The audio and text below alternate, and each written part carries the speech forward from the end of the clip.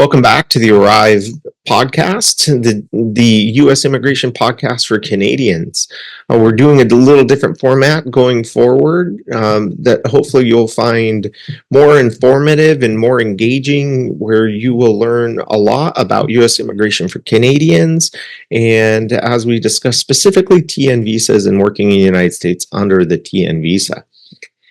So if you're a Canadian professional and you have questions about working and living in the United States under a TN visa, or you're an employer who is employing Canadians to work and live in the United States, this is where we're going to discuss those issues that Canadians face working in the United States, the current immigration climate, and what to expect as you go through the immigration process. And over this past year, we've seen a lot of changes in the TN visa landscape and in U.S. immigration in general. And some of the things that we've seen recently with TN visas and adjudications is that they are doing a more strict interpretation of the regulations as to who qualifies for a TN. So we're seeing a lot of people who may have been approved in the past for TN status get denied or rejected under this new interpretation because maybe their degree isn't close enough related, or their occupation isn't a nice fit under one of those TN occupations. So it's very important that when you go to the border to apply for TN status, that your documentation is in order and that you've done a proper assessment of your qualifications in the position that you plan on assuming in the United States. So some of the things that we're seeing increased scrutiny around are your job titles. If your job title, and we had this, and I had this experience just this week when speaking with an individual who's planning on working in the United States under TN status, and they went to the port of entry. The job title on the support letter from the employer was an internal job title. It did not properly reference the TN profession, and it made it difficult for the officer adjudicating the application to determine the person's profession to be able to issue TN status, and they were refused entry. The person, however, otherwise qualifies, has the proper degree, has the proper licensure, the position qualifies, but the presentation was poor. And because of that poor presentation, that person was denied when they should have otherwise been approved. The duties are very important. Make sure those duties are specific to the occupation and it's clear to the officer, preferably in bullet point format, that those duties are consistent with that TN occupation that you're coming to work in the United States. Overly broad or vague duties don't help anybody in making that determination.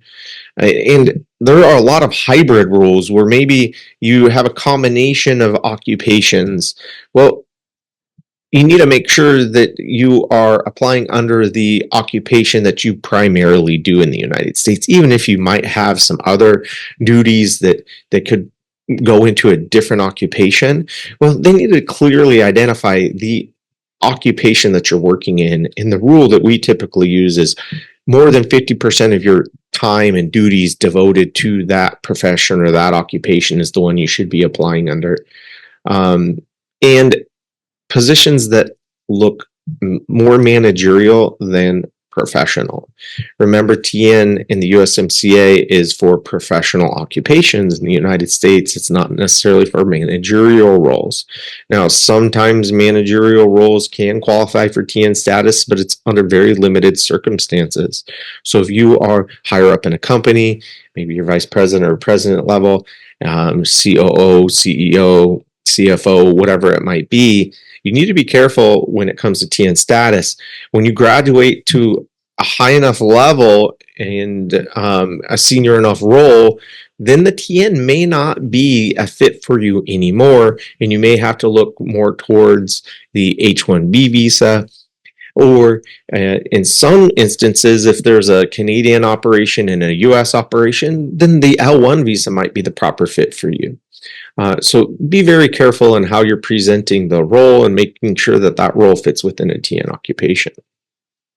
And Some other misconceptions that we're seeing or things that are happening at the border. Now, remember, Canadians can apply directly at ports of entry, and there seems to be this ongoing confusion about how to apply for TN status. And I get this question on a regular basis, whether or not they can just go to a consulate and get a visa and then come in the country after they get interviewed at the consulate and not have to go to the border. That's not an option for Canadians. Canadians can apply directly at a U.S. port of entry or through pre-flight inspection into the United States at qualifying airports. They cannot apply for TN status at a U.S. consulate or an embassy abroad. So keep that in mind. If you are Canadian, you're applying for TN, it's done in person at a port of entry or through pre-flight inspection. Now, there is an alternative to file by mail with USCIS to get pre-approval. And in some cases, that does make sense. And those options are available for Canadians. Now, when you are applying, there are some things that CBP expects. They want to see that you have that employer support letter in hand, that it's properly drafted, that it's addressed to CBP, that it's not what we refer to as there's an offer letter and a support letter. They're very distinct and different documents. An offer letter is used for employment purposes and HR purposes, while a support letter is specifically used for visa purposes and immigration purposes. So don't confuse the two, and don't assume that your offer letter contains all the necessary details and will meet the requirements in order to get you TN status. That's a big mistake that we see people make when it comes to applying in person at a port of entry. And another important thing that we're seeing is with this increased scrutiny, we're seeing re-adjudication of TN status at ports of entry. So if you applied, let's say, through the Peace Bridge, but then you go and fly out of Pearson, we're seeing Pearson might choose to re-adjudicate your TN prior to your flight out of Pearson, and they reserve the right to do that. So if you're traveling through one port and you get approved, and then you go travel through a different port, if it's a different port through which you got approved, they reserve the right to re-adjudicate that TN status. Or if you were approved by mail through USCIS and not through the port of entry, they could choose to re-adjudicate you when you're coming into the country through CBP. So you need to be prepared in the event that happens. Make sure you carry a copy of your application and proof of your qualifications. And in that event where it could be a possible re-adjudication, originals typically aren't required. Originals are required for your first application, but they're not typically required for that event that they might re-adjudicate you. But be aware that these are some of the things that we are seeing with TN visas and with Canadians that are working and living in the United States. A lot more scrutiny, that possibility for re-adjudication as well. Now, today's, I think, very exciting for the Arrive podcast because we're doing something that we've never done before. And we will have 2 live guests today on the Arrive podcast that are going to be asking their real immigration questions, and we will be answering those on the podcast. And hopefully this is something that we're going to be doing on an ongoing basis, where we listen to and we answer the questions of our guests live on the podcast. Hello. How are you doing today? Hi, I'm good. Good to speak with you today. Thank you Yes. for joining us today on the podcast. Yes. So just a little bit about yourself. So you're a Canadian citizen, correct? Yes, Canadian. And it looks like you have some questions, some general questions about TN visa, Yes. the required support letter for the TN visa, and potential pathways to a green card if you're on a TN as well. Yes, yeah. So Okay. I've been with the TN visa for 10 years, but I keep on renewing it and things. But I don't know if I can get green card or something. Is there any possibility? Okay. And that is a question that we receive a lot. Can I go to a green card if I'm under TN status, and how long can I stay on TN status, right? Yes. So as far as the duration of how long you can be on TN status. TN Yeah. status is renewable indefinitely, so you can keep Oh. renewing that as long as you get job offers that are Oh. temporary, right? As long as it's Yeah. temporary in nature, and Yeah. every 3 years you can keep extending that TN status, and you can change employers and keep working in the United States indefinitely on that. The other thing is, now when it comes to green card and a pathway to a green card, there is no direct pathway to a green card if you're on the TN. Okay. However, and this is where it gets a little bit confusing, and why people ask this question, you can go to a green card if you're on a TN visa as long as it's done properly. And the pathway to a green card is actually the same pathway to a green card if you are on an H1B visa.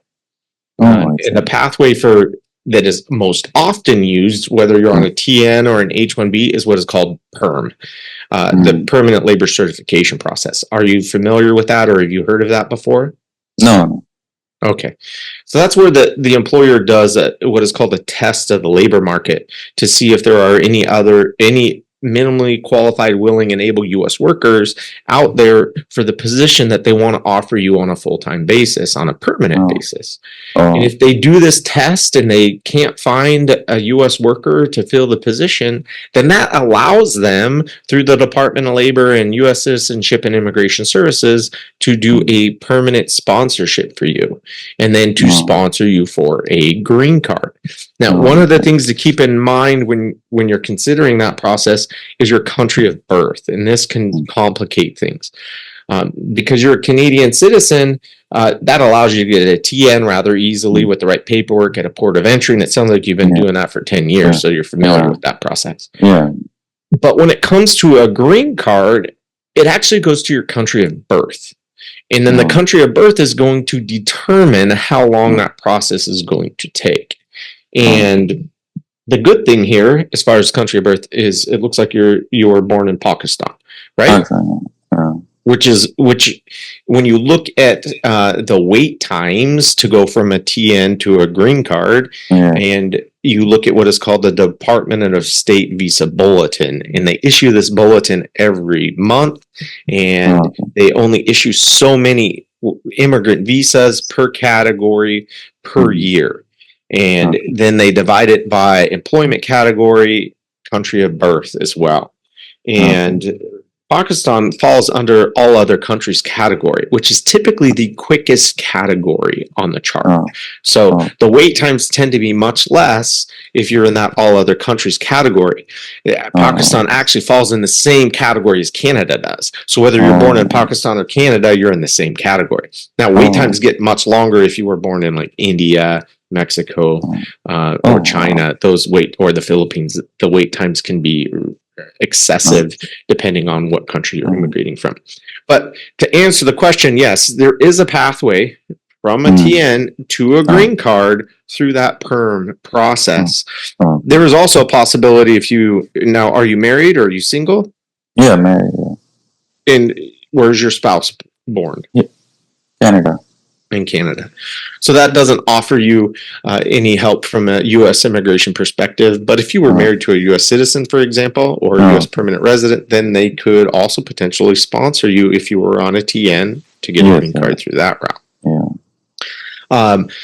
Any other questions that you have for me? Yeah, I was thinking right now I have a almost 3 years visa, but I was about to change job, and let's say if I need you guys to help me to write a TN NAFTA letter or whatever, and then I can go to the border and get a new TN. So because most likely employer would give me on the offer letter, which is not specific for the border officer. So yes. So I got one in September. One of the law firm wrote for me, and my employer paid for it and all that. So you guys can help me with that. Yeah, absolutely. And you bring up a common issue with TN applications, and that's the difference between, and it sounds like you fully understand that, which is great. The difference between an offer letter and a support letter. Offer letters most of the time are not going to meet the criteria for a TN visa application. It's just for HR or employment purposes. And you need to make sure you have that properly written support letter. But yes, absolutely, that's something that we do. We make sure that you have a proper TN application, that you have a properly drafted support letter, that it's Yes. for a TN occupation, that the duties are consistent with that occupation, and that you qualify for that occupation. What is your occupation? Computer system analyst, All right. And where did you go to school? Canada, in university, right? Yeah. Perfect. And what was your education? What education did you Bachelor, obtain? Bachelor of Science honors degree, general, And what was the discipline? general, yeah. So general Bachelor of Science honors. Yep. And did you have a concentration? No. So it was just, What? it was general? Yeah. So it had multiple courses, different type of courses. All the mixed courses from all the science, math, statistics, and different type of courses, all mixed up. Okay. So your degree was heavy in math and statistics. Yeah. There are computer related courses in there as well. Some computer related, yeah, very few. Yeah. Okay. Now, when was the last time you obtained a TN? Just 3-4 months ago. Oh, okay. And where did you apply through? At the Australian border, somewhere close to Kingston, Ontario. Kingston is. Did you say Ogdensburg? Ogdensburg area. Oh, okay. Through Thousand Islands, Ogdensburg. Thousand Islands, yeah. Oh, okay, perfect. Yeah. All right. And do you have any other education?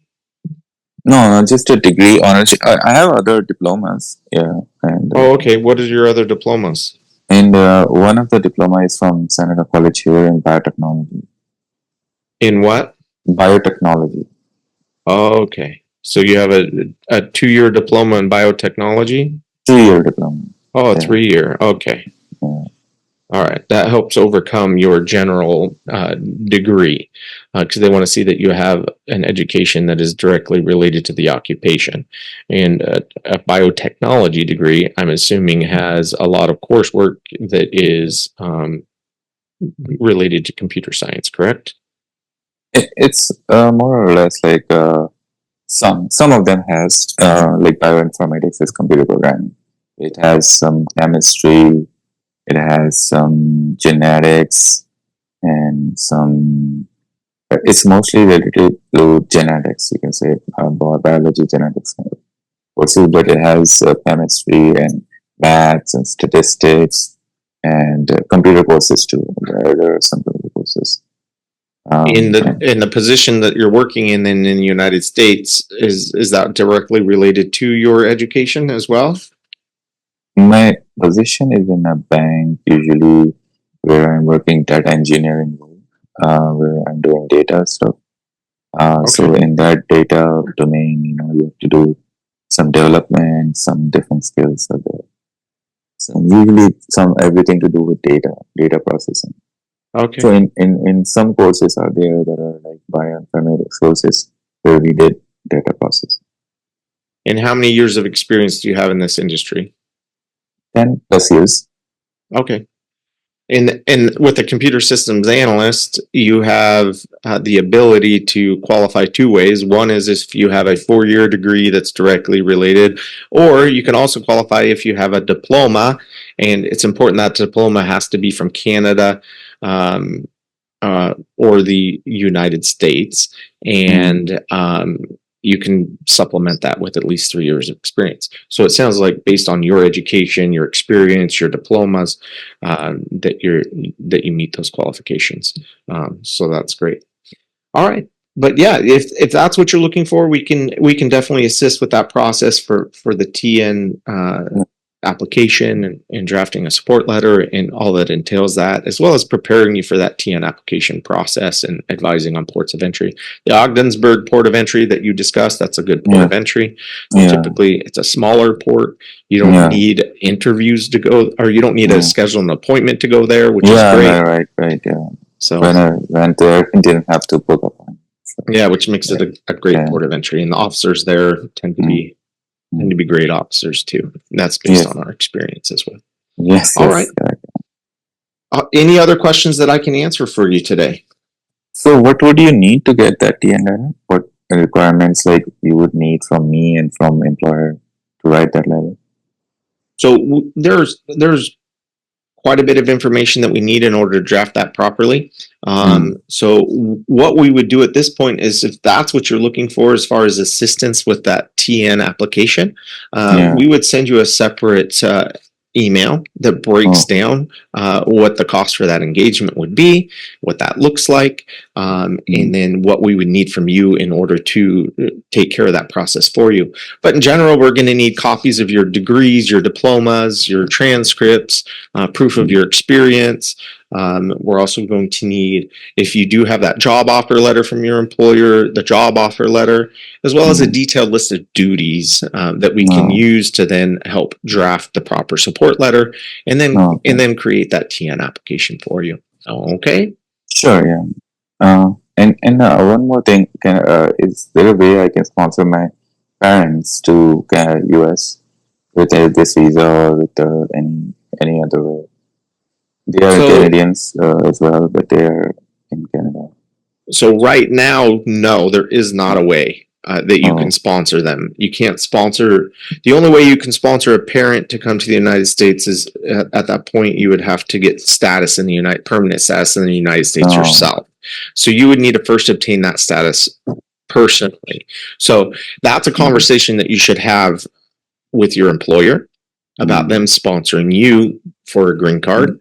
Then once you have proper status in the United States, then that would then ultimately open up the opportunity for you to then sponsor your parents to come to the United States. That's a long journey for you to get to that point. You would have to become a U.S. permanent resident first, then you have to become a U.S. citizen. Then once you're a U.S. citizen, you would be able to sponsor your parents to come to the United States. So I would have that conversation with your employer after you've started working with them, after you've developed a good relationship with them. Then at that time, then have that conversation about, all right, I like working here. How can we make this permanent? And then have that discussion with them about potential sponsorship to sponsor you to get a green card. Is there any other way? Here we are dependent on employer, right? Let's say if employer said, no, you're not gonna do it for you, or like we don't find that that's successful, whatever. So how we can do? Is there any other way? Or you're talking about whether or not you could do it independent of your employer? Yeah. If you're depending on the employer, right? So if the employer says that we're not going to help you on this, I don't know. I'm not opposed, but it may be possible. But it can be more difficult. So the typical sponsorship is either family based. So you have a U.S. citizen family member who could sponsor you. You have a U.S. employer who could sponsor you, and there are self petition options. One of the most common is an E2 visa through investment.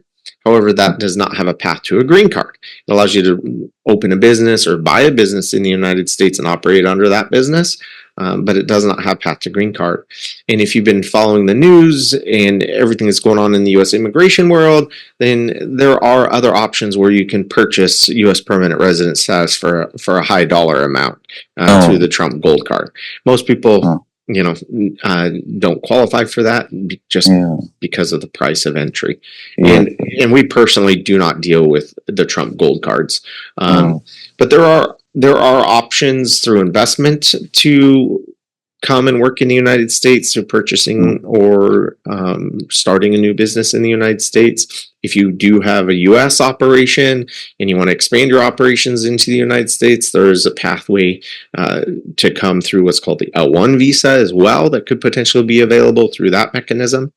And that's something you can consider, is if you get employment with a Canadian company and you are in an executive or managerial role for a Canadian company for at least a year, then that company can transfer you to the United States to a qualifying U.S. entity that's related to that Canadian entity through what is called the L1 visa.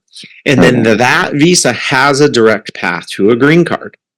So that's an often overlooked option because the TN is so easy to get at a port of entry. Yeah.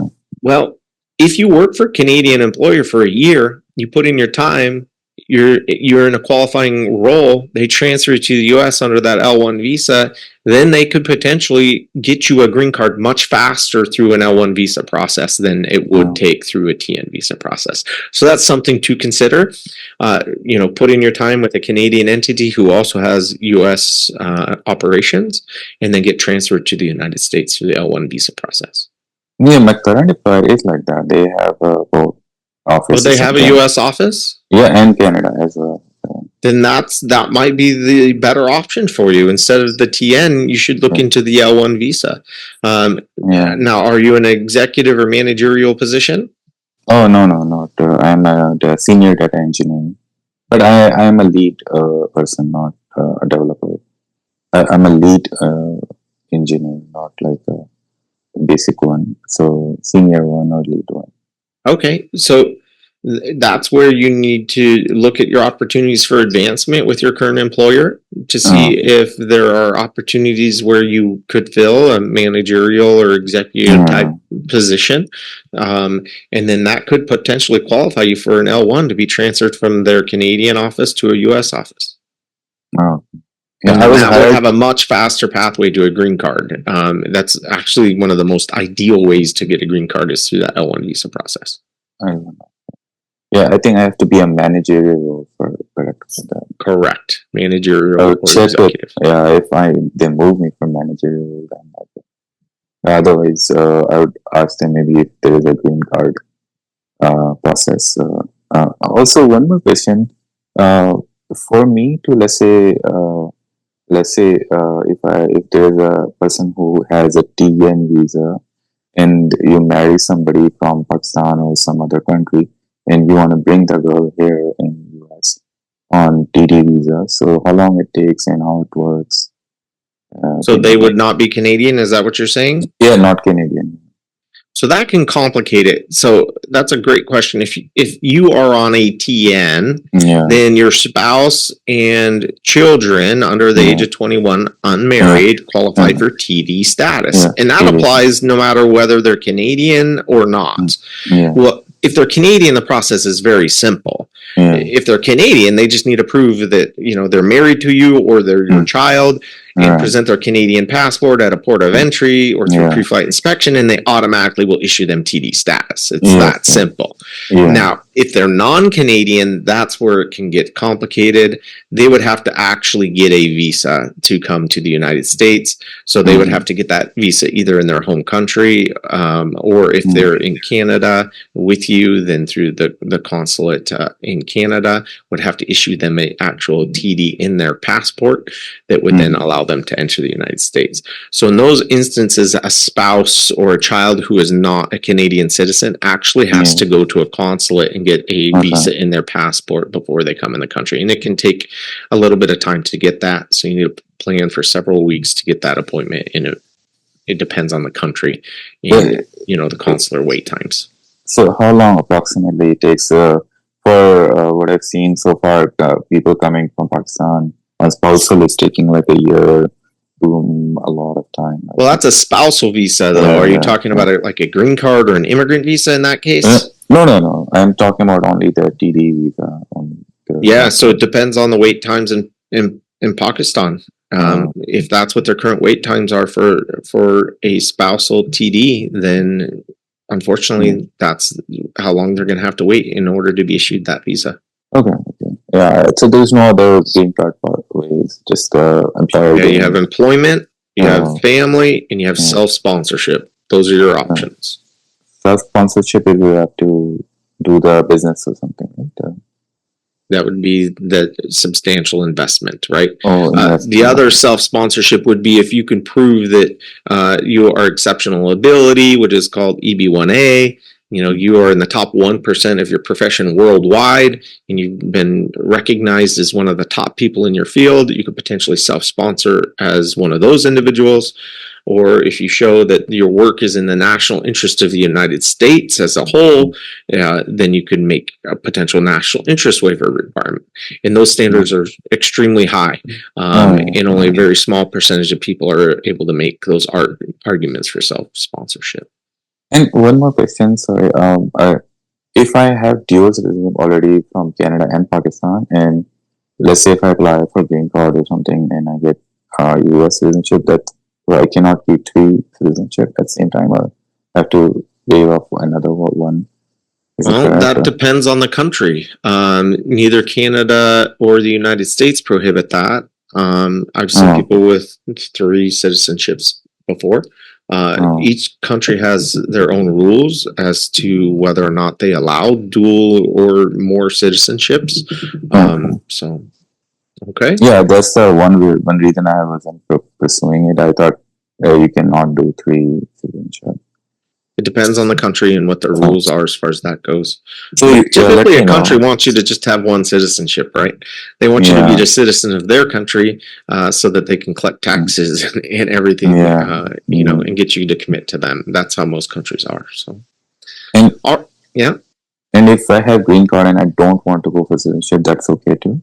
Yep, that's fine as long as Oh, you abide by the conditions of the green card. What oh, people don't understand oftentimes with a green card is it requires you to permanently reside in the United States. It should be your permanent residence.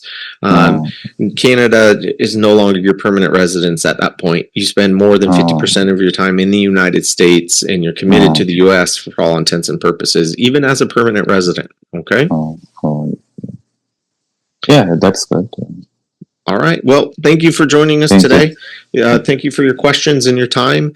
And Okay. we will be in touch with more information as you requested so that you know what that next process might look like. All right. All right. Thank you. Take care. You're welcome. You have a great day. Have a good day. Bye. Bye.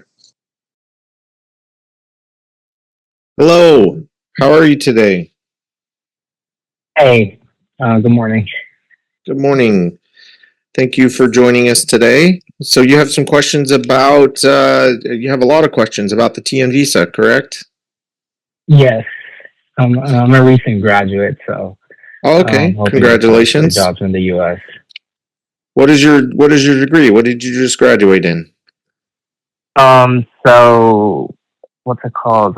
I have a bachelor's degree in computer science from Canada, but I also have I'm pursuing a master's degree from the U.S. It's almost done in cybersecurity. Okay, but you already have a bachelor's degree in computer science from Canada that you have completed, correct? Yes, Awesome. All right. And just so I have it right, you are a Canadian citizen and your country of birth is India, correct? yes. Perfect. All right.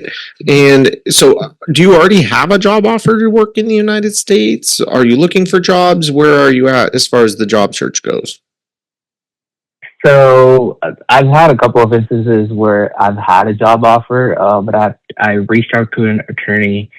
Sort of got stuck there that my TN visa couldn't get approved under today's immigration. What's it called? Situation. So they But told you I that you wouldn't qualify for a TN. Is that what they said? Yes, yes. I think the primary reason of that was it was a 1099 arrangement that the employer wanted, and it was for a part-time position for around um, 15 hours to start off with. Okay. So the Yeah. 1099 situation is actually not a problem. So whoever told you that is incorrect. Okay. Okay. You can work on a W-2 or a 1099 under TN status. How you and your employer arrange payment is between you and them. What is important, however, is that it is an employer-employee relationship. That they, whether you're being paid 1099 or W-2, they control your work product. They can hire, fire you. They control your schedule and things of that nature. So as long as it's an employer-employee relationship, then the 1099 situation still works for a TN. Okay, so that is incorrect. Now, I think the part of more concern is how many hours are you working? And is it going to be a livable wage in the United States, right? And if you're only working 15 hours a week, that could be a concern. Typically, you need at least part-time employment, preferably full-time employment when it comes to a TN. And then it also comes down to where you're living, right? And how much it's going to cost you to live. So even though there's not what's called a prevailing wage that's mandated for TN status, they do look at the wage, they do look at your hours, and they do take that into consideration before they approve that TN. Okay. Yeah, so just for more context, it was for 15 hours for around $50 per hour. But yeah.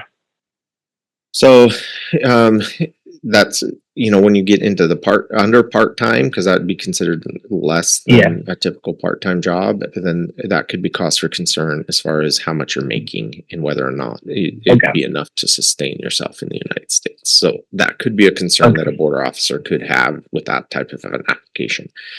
Typically you're going to be looking at 30 hours or more to be safe when you're applying for a TN, unless you have multiple jobs, right? If you have a full-time job and you want to add a part-time job at 15 hours, then you can do that. You could have multiple TNs, one for the one employer full-time and one for the other employer part-time, or multiple part-time jobs, right? That works as well. Yeah. But just one at 15 hours, that would be a cause for concern. Okay. Yeah, so sort of going on to my next question. I'm planning to interview for a job, which the title states it's for full stack engineer, plus cloud and DevOps and some cybersecurity. So my other big challenge I've sort of seen is, since the TN expects the offer letter to be for a computer systems analyst for anyone that holds a computer science degree, is work under this title eligible? If not, how if it is, how can we communicate this to our employer? And if not, how can we look up if it's eligible? So what you're asking is, now there's two different occupations when you're typically talking about working in the United States in the IT field. One is computer systems analyst, and the other one is, software computer engineer, right? Those are two separate, distinct occupations. And to qualify for one or the other, you have to have a directly related education. And if you don't have a degree that is in the engineering field, then especially with the tightened regulations and interpretations of the occupations that were released by USCIS in June of this year, then it's going to be difficult, if not impossible, to get approved unless you have that directly related education. So what we're seeing practically at ports of entry and through pre-flight inspection is that CBP is narrowing who qualifies, as a computer engineer. And that's what this role would fall under. And if you don't have a degree that is in engineering or closely related to engineering field, then they're not going to approve you for TN status under that engineering category. You would have to look for a position under a computer systems analyst with your education, more than likely. Okay. And then, so sort of to delve more deep into this, is any work allowed for a computer systems analyst that involves coding? Because like 80% of my degree was primarily coding. So if you can show that your degree was primarily coding, programming related courses, then you can argue that you do qualify. Okay. So you would have to look at your transcripts and you would have to demonstrate that you do qualify based on your education. Okay. Now, when it comes to the question of how much programming, coding, development can a computer systems analyst do, they've given guidance that less than 10%. So if you're doing more than 10% of your duties as a computer systems analyst that fall under that category, then by their interpretation, you're probably not a computer systems analyst. You're probably a computer or software engineer. Okay. And then in that case, if I prove that, computer science degree trained me as a software engineer, will that work? Now, that's going to come down to the border officer. And we've seen at certain ports of entry, they're still approving you through that closely related argument. In some cases, the port of entry is not, and they're insisting on an engineering degree, which by interpretation, I disagree with. I don't think they're correct. And in some cases, people opt to file by mail with USCIS versus going to a port of entry because we see USCIS approving these cases where sometimes CBP won't. So the strategy a lot of people employ is they will try at a port of entry first. Hopefully they get approval at the port of entry because it's quicker and it's cheaper to do it at a port of entry. Then if they're refused at the port of entry, then they take the second option and get a second opinion by filing with USCIS. So just because a port of entry refuses entry doesn't mean that you don't necessarily qualify. It depends on the situation. And it does not eliminate your potential option to file with USCIS. Okay. So it's very case specific as to what our recommendation would be there, where to apply, and what alternatives you might have. Okay, cool. So to jump off to the next question now, how can we explain to our employers that the TN visa is not a sponsorship like the H-1B? And what sources can we share with them explaining to that this visa will not require our future financial or paperwork or investments from them just because of the H-1B fiasco, I guess. Yeah, people are scared of that, especially with that $100,000 fee. So that's a good question. And there are a lot of blogs on our website that address these specific questions, and you could go to our blogs and you'll get answers to these questions that you can share with potential employers that explain the difference between TN and H-1B. Now, the biggest difference when it comes to H-1B, well, there's a lot of differences, so I shouldn't say that the biggest one because there's several differences. H-1B is a lottery, number one. TN is not. So you can show up at a port of entry at any time with the proper paperwork and qualifications and get a TN today. Whereas H-1B, you're subject to that lottery. And the odds of getting in that lottery are pretty low. Also, with the TN visa, when it comes to employment, there is no what is called prevailing wage. And the Department of Labor steps in with H-1Bs, where they mandate how much you have to be paid. There's an immigration minimum wage that they mandate that you have to be paid when on an H-1B. And you have to file what is called a labor condition application with the Department of Labor to verify that you're going to meet all of those conditions of employment. That's not required for a TN. So you don't have to work with the Department of Labor at all as far as verifying the wage and conditions of employment on a TN. And with an H-1B, you have to first get approved with USCIS, and you have to file a formal petition with USCIS, and it can't directly be done at a port of entry. So when you're doing a TN, you are cutting out U.S. Citizenship and Immigration Services, and you're also cutting out the U.S. Department of Labor. So that formal sponsorship requirement where they're attesting to conditions of employment with the Department of Labor and then also filing with USCIS to get their approval, that doesn't happen with a TN. As a Canadian citizen, you can show up directly at a port of entry with a simple support letter. That's all that is required. Those other attestations are not requirements for a TN. So when it comes to sponsorship, that's the biggest difference. You don't have those formal sponsorship requirements with U.S. Citizenship and Immigration Services and the U.S. Department of Labor when it comes to a TN application. It's all done with CBP at a port of entry with a simple support letter. Awesome. Just to sort of extend on that question. So when we show up to the port of entry, can we be expected to show up our original agreement between our employer, or just the support letter or the offer letter will suffice? So when you're looking at the requirements for a TN application, the support letter is all that should be required. So, and that's where we step in and we help draft that support letter, because in most cases you're going to get an offer letter from an employer, which is separate and distinct from what the letter that you would use for a TN application.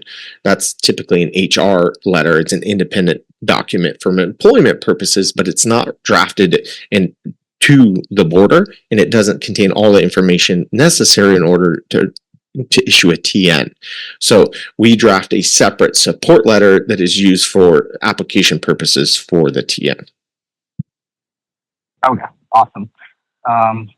So two remaining questions to finish, friend. So is TN a good visa for entry-level positions? So suppose my new position is paying me around $25 an hour, and for like 40 hours a week, to like 35. Do you think that's a good range that it will get approved? Just because like the position is also entry level. Yeah, so the requirement for a TN is that you are performing professional level work in that occupation in the United States. And that can be entry level work as long as it's at a professional level. Okay, so if you're coming as a computer systems analyst, that's considered a professional level occupation that's listed under the USMCA. And as long as your duties are consistent with what a computer systems analyst would do, it does not have to be a senior position. It can be your first job right out of college.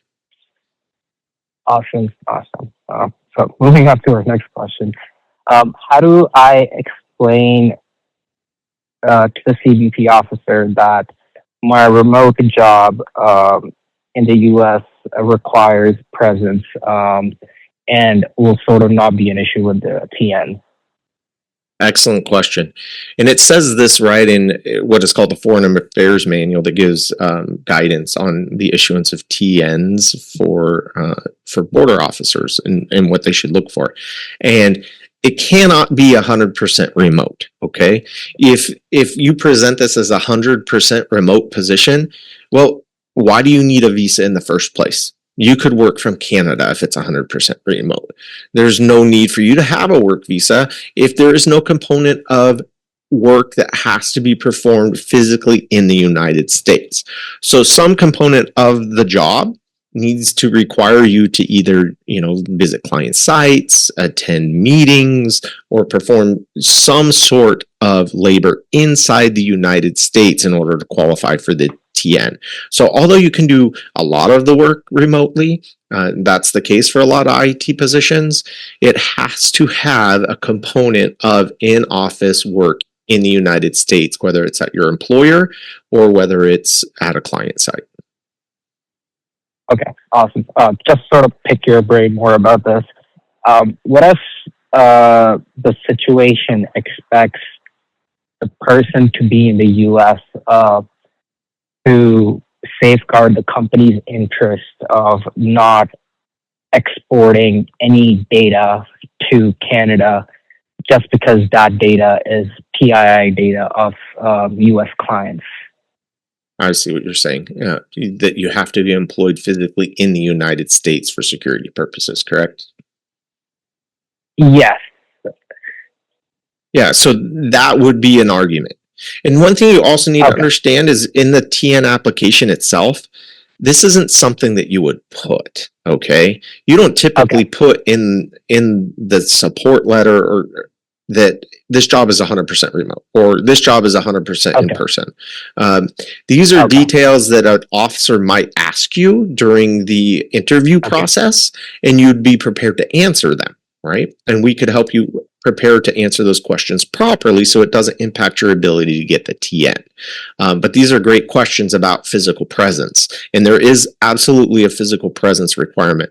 But I think what you're saying would be a reason why you need a TN, that this can't be done in Canada because of security purposes. It requires you to be physically present in the United States to perform these duties. Okay, awesome. Just to continue on with our last question. So I have an unfinished master's from the U.S. Should I present that as qualifications for my master's for my TN visa, or should I just ignore it completely, not mention it? I I have a would U.S. Transcript. I would ignore it completely. Unless it's completed, Okay. it's not going to help you for a TN.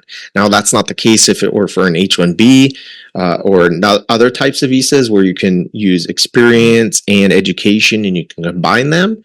But that's not the case for a TN. The TN, under the USMCA, it has to be a completed degree or a completed diploma for them to consider it. So incomplete education won't help you. So it's just going to complicate the process. And with your education, based on what you told me, without looking further into it, your bachelor's degree should, in and of itself, qualify you. Okay, um, so I would not present that incomplete degree. Okay. Awesome. Yeah, just one more question. So if the job is for say 9 months, does that need to be stated on the offer letter? Um, and how long the TN visa be approved for if it's say for not even a year or like a year? Yeah, so you can apply for TN status for anywhere from 1 day and up to 3 years at a time. And yes, it Okay. has to have that time period explicitly stated in the support letter that you present at the border. So they have to have a start date and they have to have an end date.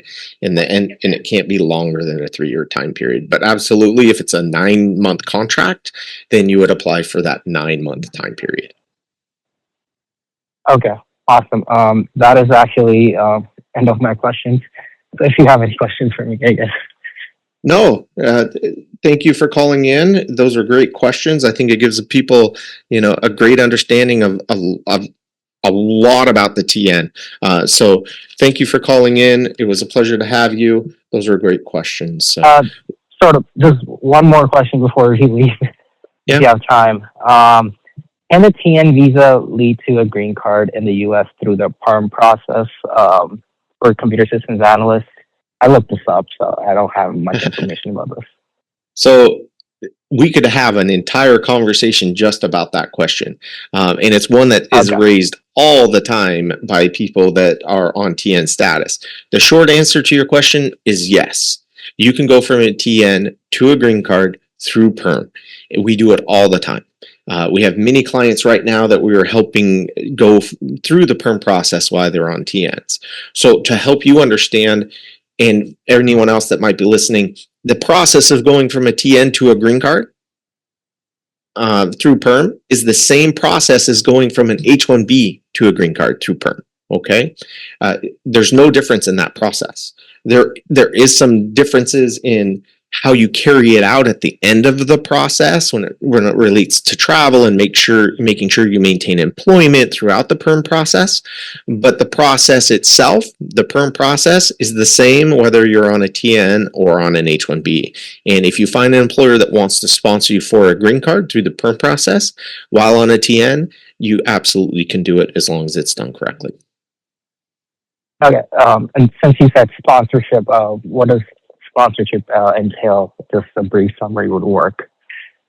So a sponsorship for PERM process is in fact a sponsorship. Okay, you're going for an immigrant visa in that aspect versus a non-immigrant visa, which is a TN, and it leads to permanent resident status in the United States, and that does require formal sponsorships through the U.S. Department of Labor, as well as filing with U.S. Citizenship and Immigration Services, as well as obtaining what is called a prevailing wage determination with the U.S. Department of Labor, posting of job ads in the United States to verify that there are no willing, able, and qualified U.S. workers for the position that they want to sponsor you permanently on. So if you're going to the formal PERM process and sponsorship, that requires a lot more involvement from the employer and steps that they can only perform that you cannot do on your own. So it is very much a formal sponsorship process as opposed to what the TN looks like. Okay, awesome. I won't take any more of your time. Yes, thanks for your time for taking this call. Yeah, no, my pleasure. Thank you for your questions and thank you for joining us today. Best of luck with everything, Okay, okay? awesome. Yeah, thank you. Bye now. You're welcome. As we close out today's episode of the Arrive podcast, I want to give a special thanks to our guests that joined us live. They had some amazing questions, and it was great to talk to them and answer their questions and provide them some general advice on their situations for working and living in the United States. And hopefully, you as listeners found that content helpful as well, and were able to relate to some of the questions that they asked. The TN visa remains one of the most powerful tools for Canadians to work and live in the United States. That option is still on the table despite the noise that we hear in the media about immigration and about the United States. So if you're a Canadian considering working or living in the United States, or if you're an employer considering employing a Canadian, this option is very much available to you. And if you found today's conversation and episode helpful, be sure to subscribe to the Arrive podcast and share it with your colleagues, employers, or anyone out there that you think would find this podcast helpful. And if you yourself are planning on living or working in the United States on a TN, or if you have U.S. immigration questions and you'd like to address those live on the podcast, feel free to email us your questions if you don't want to join us. But if you do want to join us, we'd love to have you as a live guest. So contact us directly if you would like to participate. And above all, thank you for listening, and we hope to see you next time on the Arrive podcast.